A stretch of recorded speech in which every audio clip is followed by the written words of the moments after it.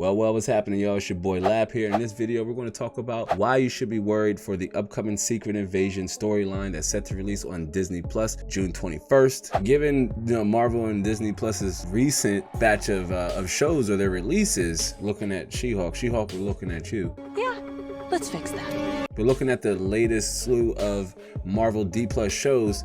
Suffice it to say, I mean, we should be just a little bit worried for Marvel's Secret Invasion. For those of you who don't know, it's the upcoming 6-episode miniseries that's going to feature Samuel L. Jackson's Nick Fury, the same Nick Fury we've seen and gotten all the movies and everything. And essentially, he's getting his own show, and it's going to follow the Secret Invasion storyline from the comic books. Now, here's where we should be just a little bit worried, because that storyline had a lot of characters involved in it from the very beginning, right? Like the very beginning of the actual storyline that won't be prominent or won't be featured at all in the 6-part episode. And while, yes, that's hard to say, you say, Lab, you don't know that because it hasn't come out yet.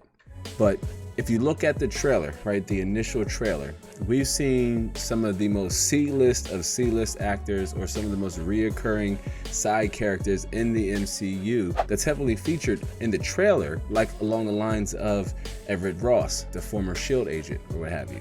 And then you also have Maria Hill, who's also making a comeback, right? You also have Talos from Captain Marvel, this, the Skrull that's leading the, I guess you could say, not a rebellion, but he's trying to find his people a home, or trying to find them a planet where they can reside and live peacefully. And then we have Emilia Clarke from the Game of Thrones series that's making her way playing his daughter. I mean, again, you look at the cast, aside from those characters, family, like you see who all's going to be in it, and you say, is this a show I should be excited for? Lab, is this a show I should even consider watching? Because quite frankly, there's just not much there to get excited about. Yeah, we got Nick Fury coming back. We got Samuel Jackson, coming back playing Nick Fury. He looks tired, kind of looks like he's done playing the role. No, I don't mean done to where we're going to see his character die. I don't necessarily think that Nick Fury is going to die. In fact, we see him in the Marvels trailer, right? Another movie that probably could have been a show, maybe a 6 or 8-part show. Maybe they couldn't get Brie Larson signed on board to do something like that. Monica Rambeau, she made her first appearance on the WandaVision TV show. And then Kamala Khan, she made her appearance on the Disney Plus show as well, like Monica Rambeau in her show Ms. Marvel. But Nick Fury is in the Marvels. So he's likely, in terms of his character, won't be killed off unless Secret Invasion takes place in a weird or awkward spot here in the MCU. And let's face it, the MCU is in a weird and awkward place right now already as it stands. They'll be fine. The most recent Disney Plus show that we got was She-Hulk. And to be honest, fam, I couldn't even finish it. I mean, the general consensus with that show is that it probably shouldn't have been made, or the creators just didn't do the character Jennifer Walters any due diligence, right? Like, they just didn't do the character any justice, any potential that the character could have, She-Hulk could have as a fourth wall breaking, semi superhero with these amazing powers, right? She's a Hulk, but she doesn't want them, or she doesn't want to utilize them, or she gets to the point where she'd rather stay in her She-Hulk form versus her normal, her normal appearance. But we didn't get that in She-Hulk.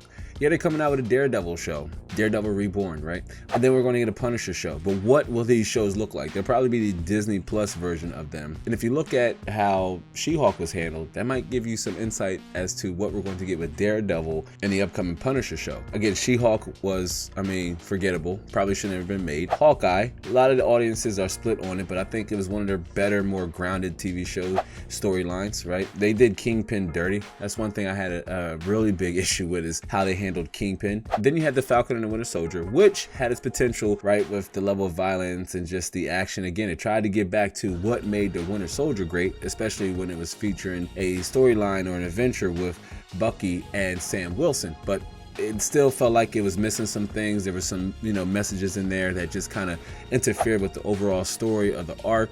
You've got to do better, Senator. You've got to step up. And it just kind of went downhill from there. I mean, I am interested to see what they do with Captain America 4, which just recently came out that they changed the title. But I am interested to see what they do with Captain America 4. I think we're going to get a lot of Sam Wilson. And then again, Ms. Marvel, which not bad. I think it was an interesting take on a superhero show about a teenager from just a different religion, a different background. Talked about this in multiple videos and on our podcast, which if you didn't get the notification, we launched the first episode of our podcast not too long ago here recently. You can find the link down in the description box below or on the podcast playlist right here on the channel. But Ms. Marvel wasn't as bad as, say, She-Hulk, and I was able to get through all the episodes of Ms. Marvel. And then you had WandaVision, which kind of started it all off, and Loki, which again, 2 shows that were, I guess, better produced, or you could tell Marvel put a little bit more stock into those shows because they really wanted them to be the tickets that sold Disney Plus subscriptions. And then Moon Knight, which I haven't had a chance to watch, and I likely will get to it here. Maybe we'll do a reverse review, maybe pick up to see if it has any relevancy heading into the MCU here. And that's one reason why I've stayed away from it for as long as I have.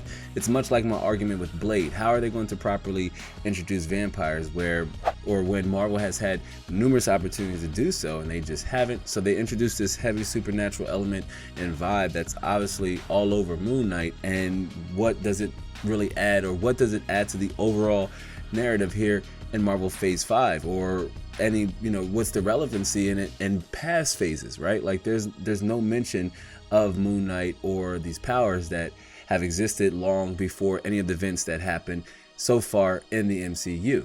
But looking back at Secret Invasion, it's coming out June 21st. And one of the main reasons why we should be worried about the show is that, one, Kevin Feige and Marvel and the executives that's running Disney Plus hasn't shown us anything that points to how Secret Invasion will tie to some of the previous movies that have already released in this phase, or how it's going to necessarily relate to, future movies and future shows on Disney Plus, and movies that are going to release in theaters. Looking at the Marvels and Fantastic Four and Blade, whenever those movies come out. Then you also have Armor Wars, that's also going to have to deviate from the comic book storyline unless it introduces like variants, or it's a timepiece where it takes place at a different time.